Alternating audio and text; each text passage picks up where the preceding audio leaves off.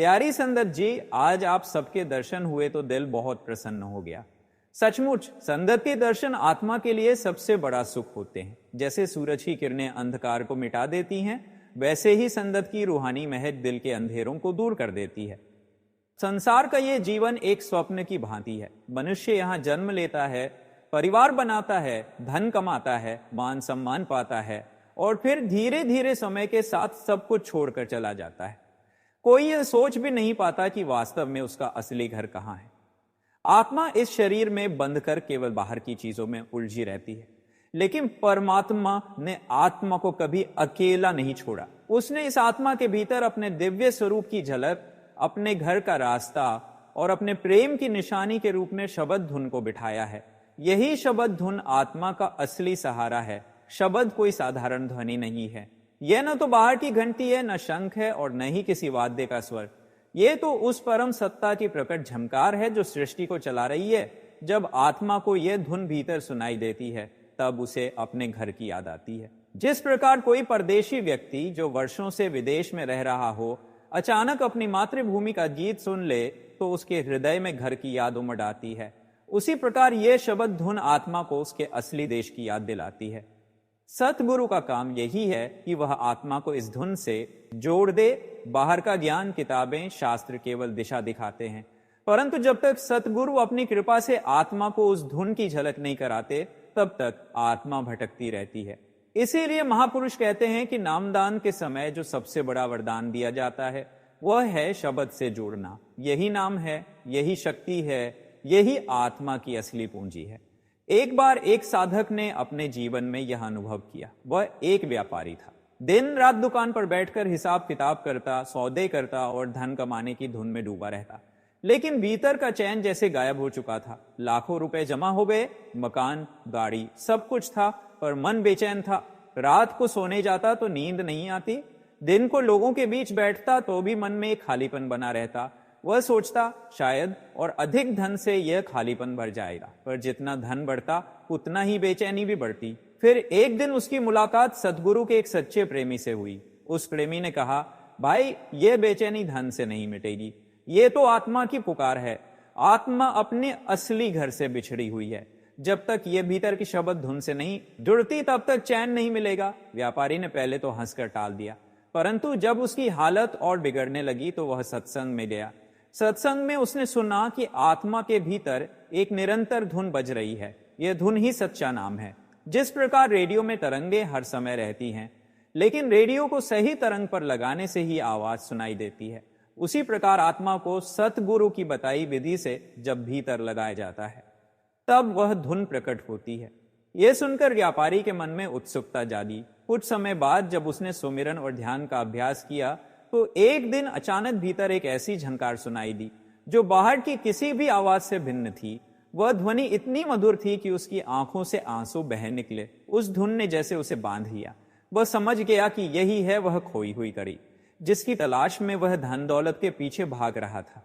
उस दिन के बाद उसकी जिंदगी बदल गई। सतगुरु बार बार कहते हैं कि यह शब्द आत्मा की जीवन रेखा है।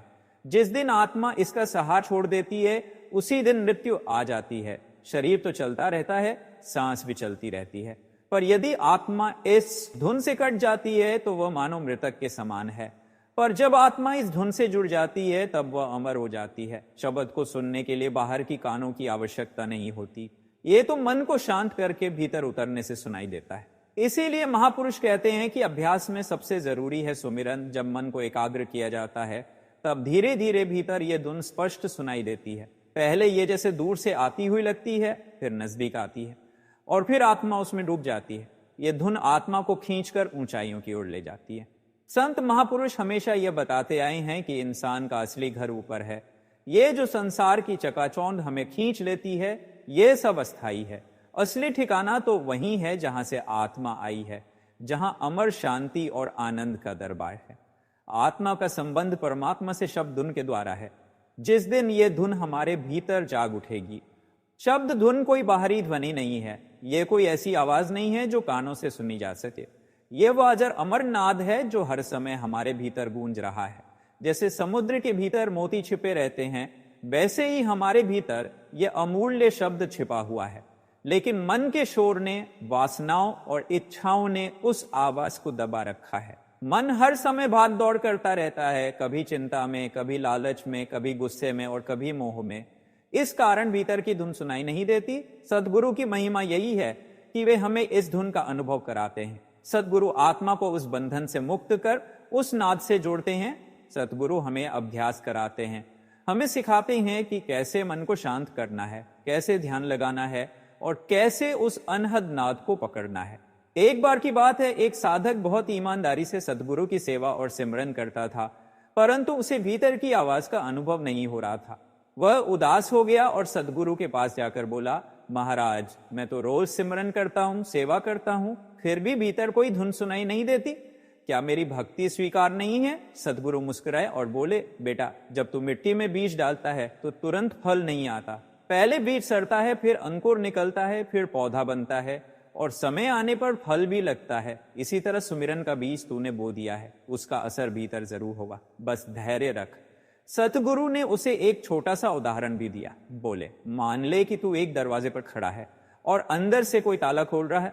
ताले की चाबी घूम रही है, परंतु दरवाजा अभी खुला नहीं। तू समझेगा कि शायद कुछ नहीं हो रहा, लेकिन अंदर से काम जारी है। एक दिन अचानक ताला खुल जाएगा और दरवाजा खुलते ही तू भीतर की रोशनी और धुन को देख सुन पाएगा। यह सुनकर साधक को बड़ी हिम्मत मिली और उसने और भी लगन से अभ्यास करना शुरू कर दिया। कुछ ही समय में सतगुरु की कृपा से उसने भीतर से शंख जैसी गहरी आवाज सुननी शुरू की।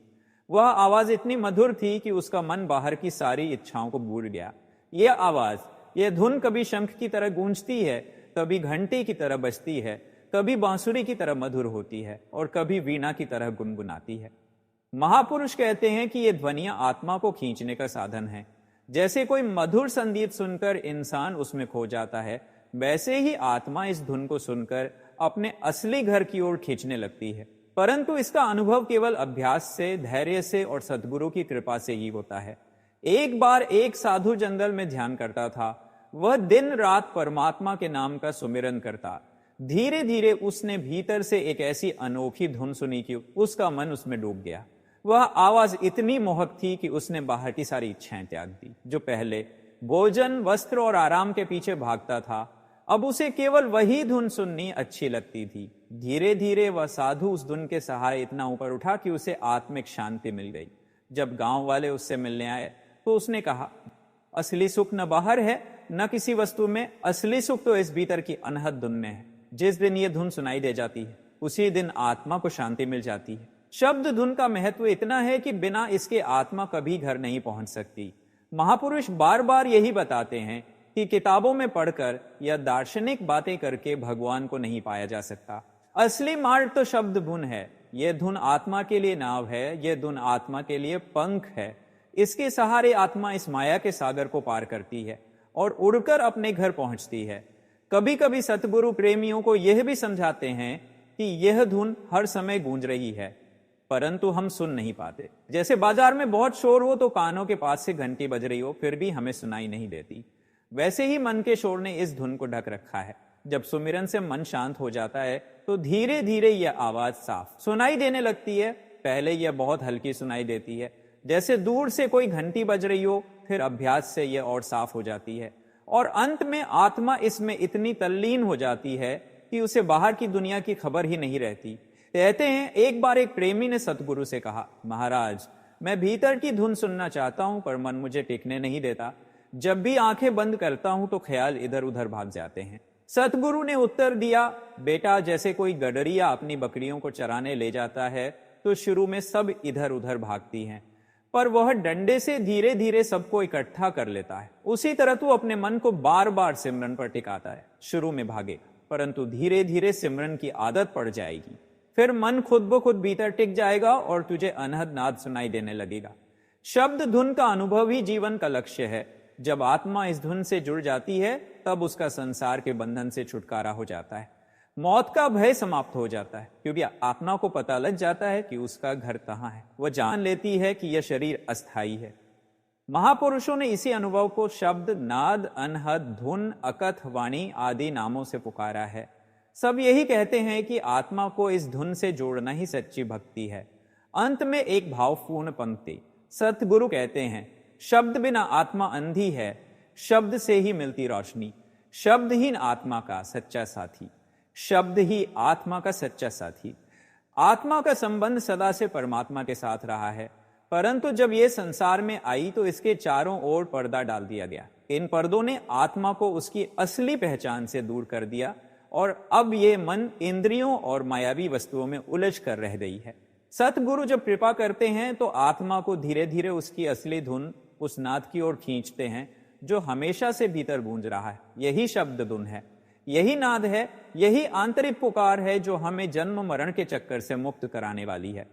सत्संग में संतजन अक्सर बताते हैं कि शब्द धुन की पहचान केवल बाहर के कानों से नहीं की जा सकती। यह कोई बाहरी शोर नहीं है, यह ना आवाज किसी वाद्य से आती है और न ही किसी मनुष्य की जुबान से। यह तो स्वयं सृष्टि के मूल का स्वर है।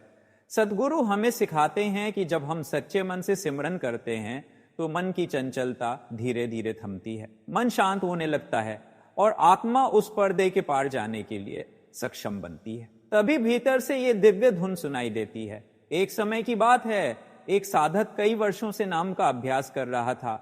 उसने बड़े प्रेम और श्रद्धा से सतगुरु का दिया हुआ सिमरन किया, परंतु उसे भीतर कोई प्रकाश या धुन का अनुभव नहीं हो रहा था। वह कभी निराश भी हो जाता, परंतु हर बार सतगुरु की वाणी उसे फिर से हिम्मत देती। संतों ने कहा था, अभ्यास करते रहो, चाहे कितनी ही देर लगे, सतगुरु की दया से एक दिन यह पर्दा हटेगा। वह साधक हार नहीं मानता। एक रात वह अपने कक्ष में बैठा, मन पूरी तरह सतगुरु के चरणों में समर्पित था। उसने सिमरन शुरू किया। थोड़ी देर बाद अचानक उसे लगा कि भीतर कुछ अलग घट रहा है। उसके शरीर में हल्की सी कंपी हुई, जैसे कोई नई शक्ति भीतर से उठ रही हो। उसने अनुभव किया कि भीतर गहरे से किसी शंख की मधुर ध्वनि गूंज रही है। वह ध्वनि इतनी मीठी थी कि उसके सारे विचार और बेचैनियां जैसे विलीन हो गई। उसे ऐसा लगा कि यह ध्वनि कहीं दूर नहीं, बल्कि उसके अपने ही भीतर से आ रही है। धीरे धीरे उस साधक को घंटियों की टुन टुन जैसी मधुर आवाज भी सुनाई देने लगी।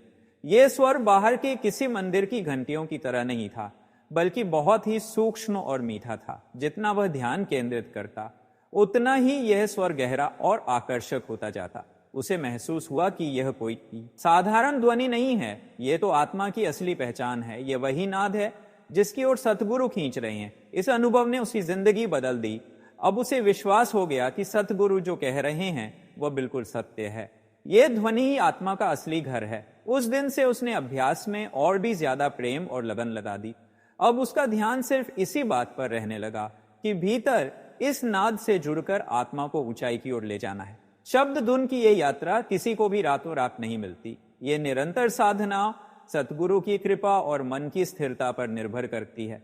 जब हम बार बार सिमरन करते हैं, मन के विचार शांत होते हैं और आत्मा को मौका मिलता है अपने असली स्रोत की ओर लौटने का। सतगुरु ने हमेशा यही कहा है कि यह ध्वनि हर आत्मा के भीतर है, परंतु हम बाहर के शोर में इतना उलझ गए हैं कि इसे सुन ही नहीं पाते। एक बार किसी ने बाबा जी से पूछा कि यह ध्वनि कैसी होती है। उन्होंने समझाया कि जैसे कोई व्यक्ति दूर से मंदिर की घंटियों की आवाज सुनता है, वैसे ही शुरुआत में साधक को यह शब्द हल्की हल्की सुनाई देता है। जैसे जैसे वह मन को हटाकर ध्यान में गहराई से जुड़ता है, यह ध्वनि और स्पष्ट और आकर्षक होती जाती है। अंततः आत्मा इस ध्वनि के साथ ऊपर की ओर उड़ने लगती है। इसका अनुभव करने वाला साधक कभी भी पहले जैसा नहीं रह जाता, उसका जीवन बदल जाता है। वह अब दुनिया के शोर शराबे में भी तीर उस नाद की मिठास पाता है। चाहे वह बाजार में हो, खेतों में काम कर रहा हो या अपने परिवार के बीच बैठा हो, भीतर की वह ध्वनि हमेशा उसके साथ रहती है। यह उसे याद दिलाती है कि उसका असली घर इस शरीर और संसार से बहुत परे है।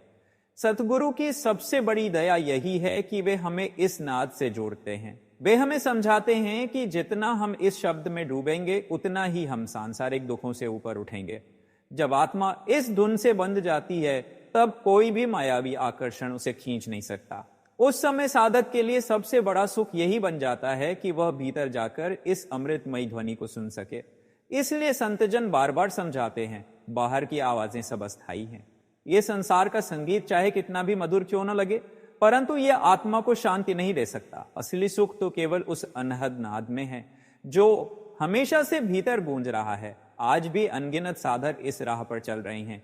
हर किसी को धीरे धीरे इस अनुभव की झलक मिलती है। कुछ को पहले प्रकाश दिखाई देता है, कुछ को पहले ध्वनि का अनुभव होता है, लेकिन अंतिम लक्ष्य यही है कि आत्मा उस शब्द धुन में पूरी तरह समा जाए और परमात्मा के घर पहुंच जाए। सतगुरु मिलेता शब्द सुनावे, शब्द सुनैता परम गहराई पावे। शब्द बिना सब अंध हैं, प्राणी शब्द ही लखावे आत्मा की निशानी। शब्द धुन की महिमा ऐसी है कि जिस आत्मा ने इसे भीतर से एक बार सुन लिया, वह कभी फिर संसार के मोह माया में पूरी तरह नहीं फंस सकती। बाहर का शोरगुल, मोहब्बतें, रिश्ते नाते, धन दौलत, मान सम्मान सब उसे फीके लगने लगते हैं, क्योंकि भीतर का रस ही असली है। बाहर की दुनिया में जो कुछ भी है वह बदलने वाला है, अस्थाई। परंतु शब्द धुन अमर है, अटल है, कभी ना मिटने वाली है। ये धुन हर समय बज रही है, हर जीव के भीतर गूंज रही है। फर्क केवल इतना है कि हम सुनने वाले नहीं बने। हमारा ध्यान अभी तक बाहर के दरवाजों पर पड़ा है। जब ध्यान भीतर की ओर मुड़ता है तो वही अनहद नाद हमें अपने घर तक पहुंचाने लगता है। बाबा जी अक्सर फरमाते हैं कि यह रास्ता सुनने का है, बोलने का नहीं। बाहर की प्रार्थनाएं, बाहरी कर्मकांड हमें केवल एक हद तक साथ देते हैं, लेकिन जब सच्चा साधक भीतर उतरता है तब उसे महसूस होता है कि भगवान ने किसी से कभी जुदाई नहीं की। आत्मा और परमात्मा हमेशा साथ हैं, बस ध्यान की दिशा बदलते ही यह सच्चाई उजागर हो जाती है। जब सतगुरु कृपा करते हैं और आत्मा को भीतर के मार्ग पर लगाते हैं, तब सबसे पहले मन का बड़ा संघर्ष सामने आता है। मन सदा बाहर भागने का आदी है। आंखों से दृश्य देखना, कानों से शब्द सुनना, जीभ से स्वाद लेना, नाक से गंध लेना, त्वचा से स्पर्श करना, ये पांचों इंद्रियां आत्मा को खींच खींच कर बाहर के मेला में घसीटती हैं। आत्मा जो मूल रूप से शुद्ध, पवित्र और नूरानी है, मन और इंद्रियों के बंधन में आकर असहाय हो जाती है। इसीलिए जब सिमरन का अभ्यास आरंभ होता है तो भीतर मन बार बार इधर उधर भटकने लगता है। सतगुरु समझाते हैं कि धैर्य रखो, नियमित अभ्यास करो। मन भले ही बार बार भागे, तुम्हें फिर उसे पकड़कर नाम में लगाना है। धीरे धीरे यह सिमरण मन को पिघलाता है और भीतर एक अदृश्य शक्ति का अनुभव कराता है। जब सच्चा अभ्यास जमता है तो धीरे धीरे आत्मा को भीतर से एक खिंचाव महसूस होता है, जैसे कोई अदृश्य डोर आत्मा को आंखों के पीछे के धाम में खींच रही हो। यहां आत्मा को एक नई दुनिया का आभास मिलता है। जो शांति, जो ठहराव यहां अनुभव होता है, वह बाहर लाखों जतन करने पर भी नहीं मिलता। इस धाम में प्रवेश होते ही धीरे धीरे से मधुर ध्वनियां सुनाई देने लगती हैं। पहले ये ध्वनियां बहुत सूक्ष्म होती हैं, कभी झंकार सी, कभी घंटी सी, कभी सीटी जैसी। प्रेमी को लगता है जैसे भीतर कहीं कोई दैवी संगीत बज रहा हो। सदगुरु समझाते हैं कि यही शब्द धुन है, यही अनाहद नाद है, यही वह रूहानी संगीत है जो प्रभु ने हर जीव के भीतर रखा है। यही आत्मा की सच्ची पहचान है और यही घर जाने का रास्ता है। एक समय की बात है, पंजाब के एक गांव में एक साधक रहता था। उसका जीवन दुनियावी मायाजाल में बीतता जा रहा था। वह मेहनत करता, कमाई करता, परिवार चलाता, लेकिन दिल के भीतर एक गहरी प्यास लगी रहती। न जाने किस चीज की कमी है, वह समझ नहीं पाता। जब सतगुरु का दर्शन हुआ और सिमर भजन का मार्ग मिला, तब उसकी जिंदगी बदलने लगी। पहल तो मन ने खूब परेशान किया। बैठते ही यादें, इच्छाएं, लालसाएं मन को घेर लेती, मगर वह साधक डटा रहा। धीरे धीरे एक दिन जब वह आंखें मूंद कर बैठा था तो भीतर से एक अजीब सी टंकार सुनाई दी। पहले तो उसे भ्रम लगा कि शायद बाहर से कोई आवाज आई है, मगर जब बार बार वही ध्वनि भीतर से आने लगी तो उसका दिल खुशी से भर उठा। वह समझ गया कि यही वह नाद है जिसके बारे में सतगुरु बताते हैं। वह दिन उसके जीवन का सबसे बड़ा दिन था। उसने कहा, आज मुझे विश्वास हो गया कि मेरा घर सचमुच भीतर ही है। सतगुरु कहते हैं कि यह शब्द धुन अनाहद है, अर्थात इसका कोई आदि और कोई अंत नहीं। बाहर की हर आवाज किसी स्रोत से उठती है और थोड़ी देर में थम जाती है, पर भीतर का यह नाद स्वयं ही बजता है। न कोई उसे बजा रहा है, नहीं ये कभी बंद होता है। यही आत्मा का सच्चा आधार है। यह नाद आत्मा को खींचता है और उसे मंडलों के पार ले जाता है। बाहर के कर्णप्रिय संगीत, चाहे वह कितना भी सुंदर क्यों ना हो, आत्मा को भीतर खींच नहीं सकता। बाहर का संगीत मन को सुख देता है, पर भीतर का यह अनाहद नाद आत्मा को उसके असली घर की ओर ले जाता है। जैसे जैसे साधक अभ्यास में पक्का होता है, उसे यह ध्वनि स्पष्ट सुनाई देने लगती है। पहले ये घंटी जैसी, फिर शंख जैसी, फिर वीणा जैसी और अंततः असंख्य वाद्यों की झनकार जैसी प्रतीत होती है, पर ध्यान टिकाकर ऊपर चढ़ती जाती है। यही सतगुरु का दिया हुआ मार्ग है, यही सच्चा भजन है। सिमरन से मन शांत होता है और शब्द से आत्मा ऊपर उठती है। संसार की विपत्तियां, दुख, परेशानियां, मौत का भय सब इस अनाहद नाद में डूबकर नगण्य हो जाते हैं। आत्मा महसूस करती है कि यह शरीर नश्वर है, यह दुनिया क्षणभंगुर है, असली ठिकाना तो वह है जहां से यह शब्द उठता है, और यही शब्द आत्मा को उस ठिकाने तक ले जाने वाला है। महान संतों ने बार बार समझाया है, शब्द ही सतगुरु है, शब्द ही परमात्मा है, शब्द ही आत्मा का सच्चा मित्र है। संगत जी, शब्द धुन की यह यात्रा इतनी अनमोल और अकल्पनीय है कि इसका वास्तविक अनुभव केवल वही आत्मा कर सकती है जिसने सच्चे सतगुरु की शरण में आकर नाम का बीज अपने अंतर में बोया हो। जब यह बीज सींचा जाता है सुमिरन और भक्ति के जल से, जब इसे सेवा और नम्रता की धूप मिलती है, तब धीरे धीरे यह बीज अंकुरित होकर आत्मा को अपने असली घर की ओर ले जाने लगता है। इस राह में जो कुछ आत्मा अनुभव करती है वह न तो आंखों से देखा जा सकता है, न ही कानों से सुना जा सकता है। ये तो केवल अनुभव की दुनिया है जिसे शब्दों में बांधना बहुत कठिन है। लेकिन संत महापुरुष दयालु होकर अपने अनुभव का थोड़ा बहुत हिस्सा हमें समझाते हैं ताकि हमें प्रेरणा मिले और हम भी उस धुन की खोज में लग जाएं। जब प्रेमी सच्चे दिल से ध्यान के अभ्यास में बैठता है और मन को धीरे धीरे खींचकर आंखों के मध्य केंद्र में स्थिर करने लगता है, तब सबसे पहले भीतर अंधकार मिलता है। यह अंधकार भयभीत करने वाला नहीं होता, बल्कि यह संकेत देता है कि आत्मा बाहर की दुनिया से हटकर भीतर की ओर लौटने लगी है। फिर धीरे धीरे उस अंधकार के बीच प्रकाश की झलकें दिखाई देने लगती हैं। कभी कभी चमकदार बिंदु दिखाई देता है, कभी दीपक की लौ जैसी रोशनी, कभी बिजली की चमक जैसी, कभी आकाश में टिमटिमाते तारों जैसी। यह सब सतगुरु की कृपा से आत्मा को अंदर का आभास होता है। जब आत्मा इन रोशनियों में रमी रहती है, तब मन धीरे धीरे शांत होता जाता है और आत्मा के कान भीतर के संगीत की ओर खुलने लगते हैं। यही वह समय है जब शब्द धुन आत्मा को सुनाई देती है। कभी ये घंटियों की मधुर झनकार जैसी होती है, कभी शंखनाद की गूंज जैसी, कभी बांसुरी की तान जैसी, और कभी वीणा के तारों की धुन जैसी। हर एक धुन आत्मा को ऊपर खींचती है, जैसे कोई चुंबक लोहे के कण को अपनी ओर खींचता है। ये धुन बाहर की आवाजों जैसी नहीं होती। बाहर की आवाजें कान से सुनाई देती हैं, लेकिन यह धुन आत्मा के भीतर से गूंजती है, और केवल वही सुन सकता है जिसने मन को सतगुरु की आज्ञा अनुसार शांत किया हो। कई प्रेमियों ने सतगुरु के चरणों में आकर अपना अनुभव सुनाया है। एक साधारण किसान था जो सतगुरु की कृपा से नामदान पाकर हर रोज अभ्यास में बैठता, दिन भर खेत में काम करता, थका हारा घर लौटता और थोड़ी देर विश्राम करके आंखें मूंद कर बैठ जाता। धीरे धीरे उसे भीतर शब्द की झमकार सुनाई देने लगी। पहले वह सोचता कि शायद बाहर कोई घंटी बज रही है, लेकिन जब बार बार वह आवाज केवल ध्यान के समय सुनाई देती तो उसने समझ लिया कि यह कोई साधारण आवाज नहीं, बल्कि यह तो सतगुरु का दिया हुआ नाम भीतर अपना असर दिखा रहा है। समय बीता, उसका अभ्यास गहरा होता गया। अब वह भीतर बांसुरी जैसी मधुर धुन सुनने लगा। इस धुन को सुनते सुनते उसका मन खेत खलिहान से उठकर भीतर की दुनिया में रम गया। उसका चेहरा बदलने लगा। गांव के लोग हैरान होते कि यह साधारण किसान इतना प्रसन्न और शांत कैसे रहने लगा है, लेकिन वह जानता था कि यह सब सतगुरु की कृपा और भीतर की शब्द धुन का असर है। सतगुरु बार बार समझाते हैं कि यह शब्द ही आत्मा की असली पहचान है। यही शब्द आत्मा को उसके स्रोत तक पहुंचाता है। बाहर के शोर शराबे में मन उलझा रहता है, लेकिन जब आत्मा इस शब्द से जुड़ती है तो उसे ऐसा आनंद मिलता है जो किसी सांसारिक वस्तु में नहीं। बाहर की दुनिया का सुख कुछ पल का होता है और फिर दुख में बदल जाता है, लेकिन यह भीतर का सुख कभी खत्म नहीं होता। यह तो अनंत और अटूट है। शब्द धुन के साथ आत्मा की यात्रा केवल आनंद और सुख की नहीं, बल्कि यह शिक्षा भी देती है। जब आत्मा भीतर उस धुन से जुड़ती है, तब उसे अपने दोष दिखाई देने लगते हैं। उसे एहसास होता है कि अब तक वह कितनी गलतियों में फंसी रही, कितने व्यर्थ के कार्यों में जीवन गंवाया। लेकिन शब्द आत्मा को निराश नहीं होने देता। शब्द आत्मा को सहारा देता है और उसे ऊपर खींचकर सच्चाई की राह पर ले जाता है।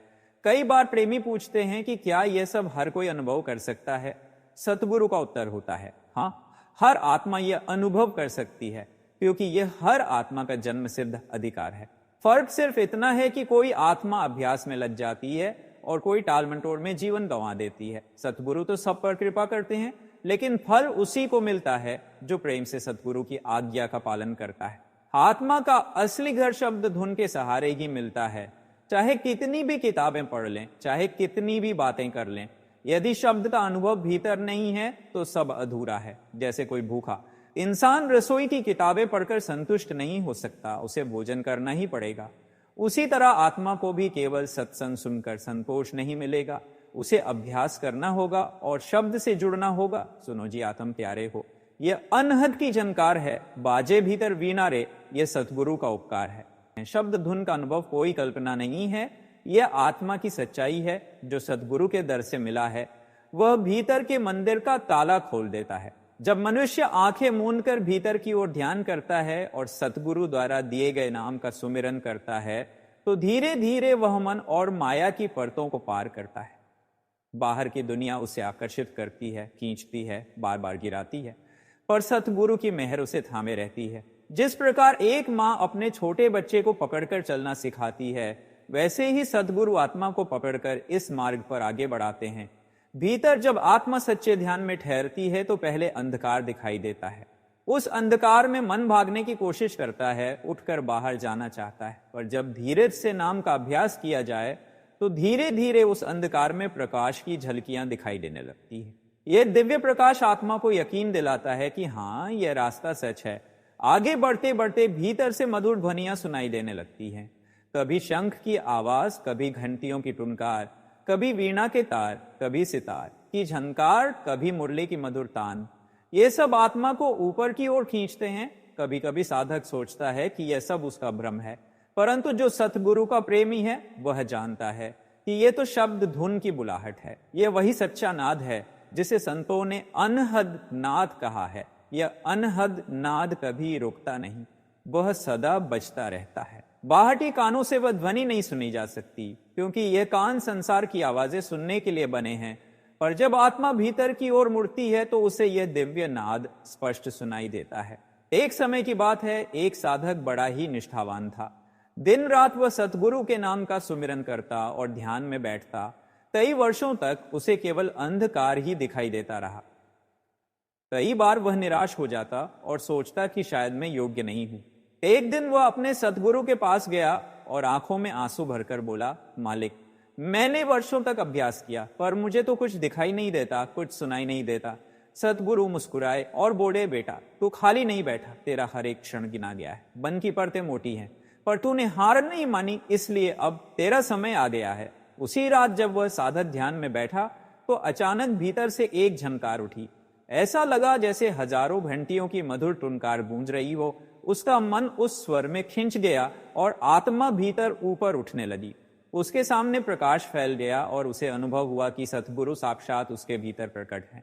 उस दिन उसने जाना कि यह रास्ता कोई कल्पना नहीं बल्कि सच्चाई है। प्रेमियों, शब्द धुन की यही विशेषता है।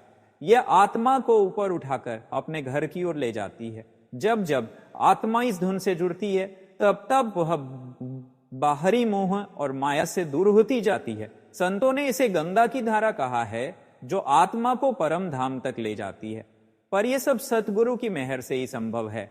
बिना सतगुरु के चाहे कितनी भी मेहनत कर लें, चाहे कितने भी ग्रंथ पढ़ लें, चाहे कितने भी तप और व्रत कर लें, आत्मा को शब्द से जोड़ना असंभव है।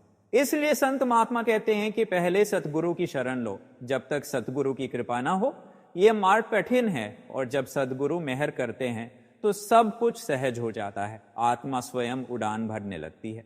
शब्द की महिमा को कोई शब्दों में बयान नहीं कर सकता। ये तो रस है, आनंद है, शांति है। जिस दिन आत्मा इस धुन से जुड़ जाती है, उसी दिन से उसकी जिंदगी बदल जाती है। अब उसके लिए धन, पद, मान, सम्मान सब फीके हो जाते हैं। उसे केवल एक ही चाह रह जाती है, इस धुन में खो जाने की, इस आनंद में डूब जाने की। संतों ने इसे यूं कहा है, बिन शब्द सब सूना लागे, शब्द ही जीवन आधार। शब्द बिना सब जग अंधेरा, शब्द से उज्जवल संसार। जब साधक बैठता है और मन को नाम सिमरन में स्थिर करता है, तो धीरे धीरे वह अंदर का सन्नाटा सुनता है। यह सन्नाटा खाली नहीं होता, बल्कि इसमें एक अनोखी कंपन होती है। जैसे ही मन धीरे धीरे शांत होता है, अंदर से ध्वनियां प्रकट होने लगती हैं। शुरू में ये ध्वनियां बहुत हल्की होती हैं, कभी शंखनाद जैसा स्वर, कभी घंटी की टुन-टुन, कभी बीन की झनकार। ये सब आत्मा को आकर्षित करने के लिए होता है। जैसे दूर से आती बांसुरी की धुन गायों को अपनी ओर खींच लेती है, वैसे ही यह अनहद नाद आत्मा को खींचकर भीतर की ओर ले जाता है। बाबा जी समझाते हैं कि ये ध्वनियां हमें भ्रमित करने के लिए नहीं, बल्कि मार्ग दिखाने के लिए नहीं, बल्कि मार्ग दिखाने के लिए होती हैं। आत्मा को अगर रास्ता न मिले तो वह भटक जाती है। जैसे कोई पंछी अंधेरी रात में रास्ता न पाए तो बेचैन होकर इधर उधर उड़ता है, वैसे ही आत्मा इस संसार के अंधकार में भटक रही है। जब शब्द की धुन सुनाई देती है तो आत्मा को ऐसा लगता है कि कोई दीपक जल गया है। एक बार की बात है, एक सेवादार सत्संग में आया और उसने बाबा जी से प्रश्न किया, महाराज जब मैं सिमरन करता हूं तो कभी कभी कानों अजीब सी टन टन की आवाज आती है, कभी लगता है कोई वीणा बज रही है, ये सब क्या है? क्या ये मेरे दिमाग की कल्पना है? बाबा जी मुस्कुराए और बहुत सरलता से समझाया, बेटा ये तुम्हारी कल्पना नहीं है बल्कि आत्मा के जागरण के आरंभिक संकेत हैं। ये आवाजें तुम्हें बुला रही हैं। जिस तरह कोई माँ दूर से बच्चे का नाम पुकारती है तो बच्चा चाहे खेल में कितना ही खोया हो, माँ की आवाज सुनकर उसकी तरफ दौड़ पड़ता है। वैसे ही आत्मा भी इस शब्द को सुनकर अपने घर की ओर बढ़ती है। साधक ने फिर पूछा, महाराज अगर ये आवाजें सुनाई दें तो मुझे करना क्या चाहिए? बाबा जी ने बहुत प्रेम से कहा, जब भी ऐसी ध्वनि सुनाई दे तो पूरे ध्यान से उसी में जुड़ जाना, मन को मत भागने देना। जो आवाज तुम्हें सबसे स्पष्ट और आकर्षक लगे उसी पर टिक जाना। धीरे धीरे वही आवाज तुम्हें ऊपर खींच ले जाएगी।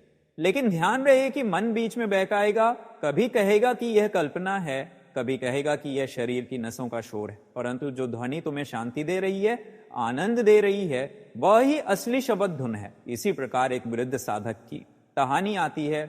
वह जीवन भर खेती बाड़ी करता रहा, साधारण पढ़ाई लिखाई थी, उसने नाम तो ले लिया लेकिन कभी अधिक अभ्यास नहीं किया। जब उसकी उम्र 80 के करीब पहुंची तो उसका मन अंदर खिंचने लगा। एक दिन ध्यान करते करते उसे ऐसा लगा कि कहीं पास ही कोई नगाड़ा बज रहा है। पहले तो वह डर गया, पर धीरे धीरे वह ध्वनि मीठी लगने लगी। फिर घंटी की आवाज आई और फिर बांसुरी जैसा मधुर स्वर। वह कहता था कि अब मुझे जीवन भर का बोझ हल्का लगने लगा है। शरीर बूढ़ा हो गया है परंतु आत्मा जवान महसूस करती है। ये सब उस अनहद नाद का कमाल है जो मुझे अंदर से ऊपर उठाता है। देखो भाइयों, ये शब्द धुन कोई साधारण ध्वनि नहीं है, ये खुद सतगुरु की शक्ति है जो भीतर काम कर रही है। बाहर का गुरु हमें नाम देता है परंतु असली गुरु तो अंदर बैठा है, वही हमें बुला रहा है। पर अंदर पहुंचने के लिए सच्चे मन से अभ्यास करना पड़ता है। बिना अभ्यास के ये आवाज स्थायी रूप से नहीं सुनाई देती। अक्सर लोग कहते हैं कि हमें तो कुछ सुनाई नहीं देता। इसका कारण यही है कि मन शांत नहीं होता। जब तक मन अपनी इच्छाओं, वासनाओं और कल्पनाओं में भटकता रहेगा तब तक आत्मा को उस गहरे संगीत की झंकार नहीं मिलेगी। जब साधक दृढ़ होकर बैठता है, मन को नाम में रोकता है, तब धीरे धीरे अंदर का दरवाजा खुलता है और शब्द सुनाई देता है। एक बार बाबा जी ने समझाया, जैसे किसी कमरे में पंखा चलता है तो उसका शोर इतना होता है कि बाहर से आती हल्की आवाजें हमें सुनाई नहीं देती, लेकिन अगर पंखा बंद कर दिया जाए तो वही आवाजें साफ सुनाई देने लगती हैं। इसी तरह जब मन का शोर बंद होता है तो आत्मा को वह दिव्य ध्वनि सुनाई देती है। ये दिव्य धुनी आत्मा की डोर है। आत्मा का घर जहां है वहां से ये डोर बंधी हुई है। जैसे कोई चरवाहा अपनी भेड़ों के गले में घंटी बांध देता है ताकि जब भेड़ें कहीं दूर चली जाएं तो घंटी की आवाज से उन्हें पहचान सके, वैसे ही प्रभु ने हमारी आत्मा में यह शब्द बांध रखा है। अब यदि हम सिमरन और ध्यान से उस शब्द को पकड़ लें तो यह हमें सीधा अपने असली मालिक तक पहुंचा देगा। संगत जी, मनुष्य जीवन का उद्देश्य केवल धन, पद, मान और संसार के मोह माया में फंसना नहीं है, बल्कि आत्मा का मिलन अपने असली घर से कराना है। यही कारण है कि सतगुरु महापुरुष हमें बार बार समझाते हैं कि सिमरन और भजन से ही आत्मा का मार्ग खुलता है। मन इंद्रियों के पीछे भागता है, लेकिन जब हम उसका रुख भीतर मोड़ते हैं तब भीतर की ज्योति और शब्द की ध्वनि सुनाई देने लगती है।